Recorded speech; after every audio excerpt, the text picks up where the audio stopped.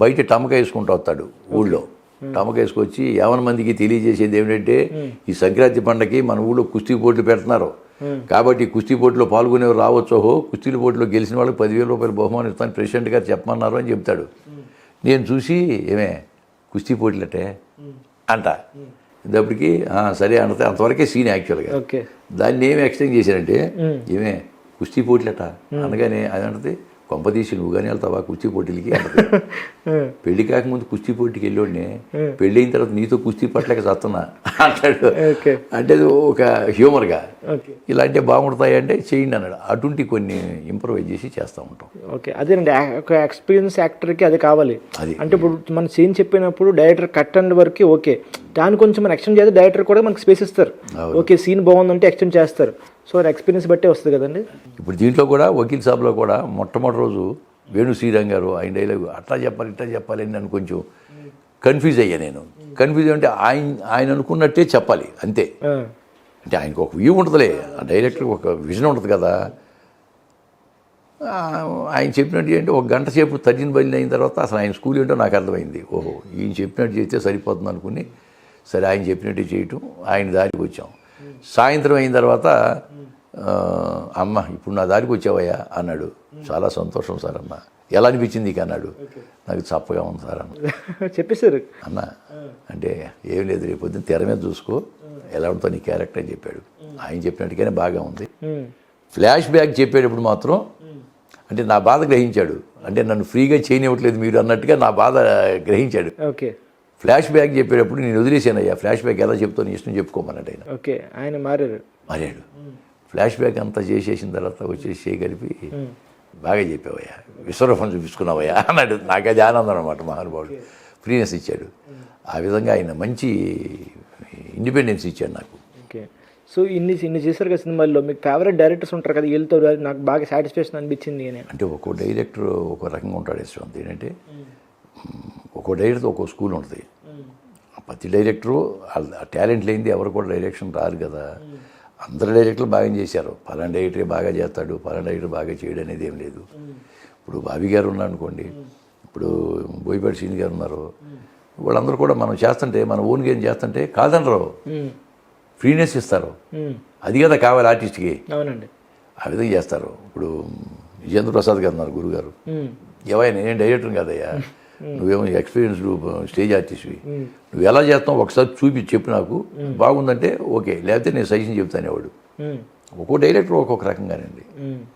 కొంతమంది కుర్ర ఉంటారు, బాబాయ్ ఇది సీన్ బాబాయ్ ఎలా చేస్తావు ఒకసారి చూడు, ఒకటి 2-3 రిహార్సల్ వేద్దాం రాబాయ్ అంటాం, వేస్తాం, బాగుంది బాబు ఇలా చేయమని చేసేస్తాం అంతే.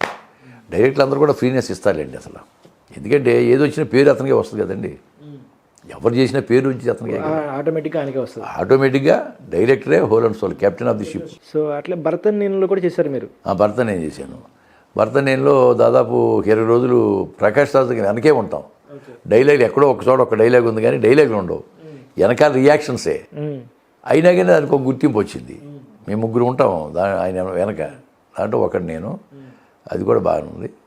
ఈ మహేష్ బాబు గారు వచ్చాయంటే ఆయన పని ఆయన చూసుకెళ్ళిపోతాడు, ఏం పట్టించుకోలేండి. పెద్ద పెద్ద హీరోలు అందరూ అంతేనండి, వాళ్ళు వచ్చి వాళ్ళ పని వాళ్ళు చూసుకెళ్ళిపోతారు అంతే. ఒక రవితేజ గారు మాత్రం వచ్చి అందరినీ హాయ్ ఎలా ఉన్నారు అందరిని వాళ్ళ పనులు ఇచ్చేసి వెళ్ళిపోతాడు. సో అంటే ఇప్పుడు ప్రకాష్ రాజ్ గారు గొప్ప నటుడు, ఆయన వెనకాల మీరు సీన్కి మీకు ఇచ్చారంటే నిజంగా మీకు గుర్తింపించారు. రియాక్షన్స్ ఉంటేనే కదా. అదే కొట్టాల శివ గారు అది కావాలి సెలెక్ట్ చేశాడు. సో తర్వాత చేస్తున్నారు నెక్స్ట్ సినిమా రవితేజ గారితో. రవితేజ గారితో మా జాతర చేస్తున్నప్పుడు రేపటి నుంచి నాకు షూటింగ్ ఉంది. రేపటి నుంచి 5 రోజులు షూటింగ్ డేట్లు ఇచ్చాను. అంతా 3 రోజులు చేసి ఆల్రెడీ అరకు పోయి చేసి వచ్చాను. ఇప్పుడు అఖండ 2 డేట్లు ఇచ్చారు. అఖండ 2 మేలో ఇచ్చారు డేట్లు. యాక్చువల్లీ కింద నెల ఇచ్చారు డేట్లు, క్యాన్సిల్ అయినాయి.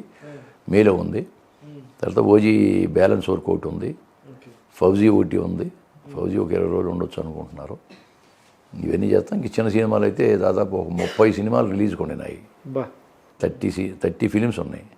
ఈ మధ్య ఇంకోటి చేశారు, రాజ్ నరేంద్ర అని డైరెక్టరు, మల్లికార్జున రెడ్డి అని ప్రొడ్యూసర్ అండి. ఓకే, దాని పేరు ఇంకా పెట్టలేదు, మనం వనం అని పెట్టుకున్నారు. అంటే పర్యావరణం మీద, అడవుల మీద తీశారు.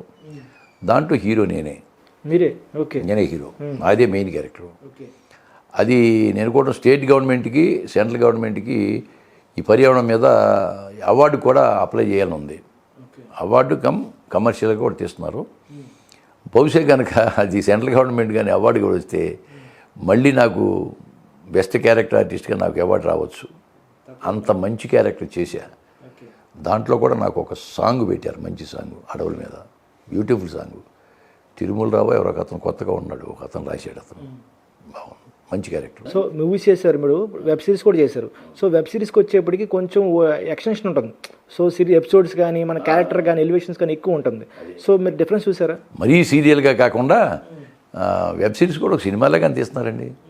క్వాలిటీ, సినిమా క్వాలిటీయే, సినిమా క్వాలిటీయే. మిగతా వీటిలో కూడా మొత్తం సినిమాలకి ఇచ్చినట్టు ఇస్తారు డబ్బులు కూడా మాకు. మరి వెబ్ సిరీస్లో నేను పరువు చేశాను, రెక్కి అంటే నాకు పెద్ద పేరు వచ్చింది. పరువు చేశాను, పులి మేక చేశాను. వెబ్ సిరీస్లో మంచి పేరు వచ్చింది నాకు. అందులో రెక్కిలో అద్భుతమైన నేమ్ వచ్చింది నాకు, చెప్పాలంటే మంచి పేరు వచ్చింది. ఏ రెక్కి 2 కూడా అంటున్నారు, అది ఎప్పుడు స్టార్ట్ అవుతుందో తెలియదు మరి. సరే అండి, ఇంకే ఉన్నాయి ఫ్యూచర్ ప్రాజెక్ట్స్ ఈ 4G OG కాకుండా? ఇంకేమున్నాయండి, వెబ్ సిరీస్ నడుస్తున్నాయి, ఈ సినిమాలు నడుస్తున్నాయి, రిలీజ్కి బోల్డ్ ఉన్నాయి, పెద్ద సినిమా కూడా చేసాము.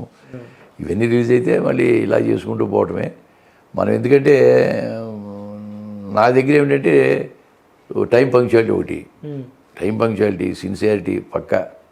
మనలో ఏ తేడా ఉండదు, మాయ మాట చెప్పడం అసలు తెలియదు. ఆ సిన్సియారిటీ మీదే అందరూ నన్ను లైక్ చేసి బాగా పిలుస్తున్నారు.